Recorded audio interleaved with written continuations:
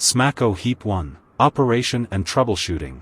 Step 1. Connect the medium pressure hose to the air pump. Step 2. Attach the other end to the air filler. Step 3. Select the appropriate operating voltage. Step 4. Plug in the power cord. Step 5. Set the pressure gauge limit value. Step 6. Close the relief valve. Step 7. Select the startup mode. Step 8. Press the green switch button. If the pump does not start after this, check if the operating voltage is correct. If the voltage is correct, switch the pump to DC mode and connect it to a car battery for inflation.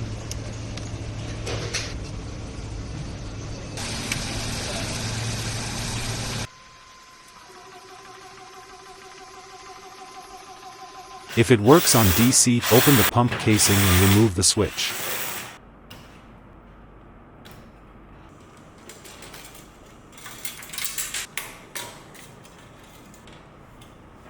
Check if the power connectors are secure and if any wires are loose. If the issue persists, remove the 4 screws on the back of the power source to check for loose wiring.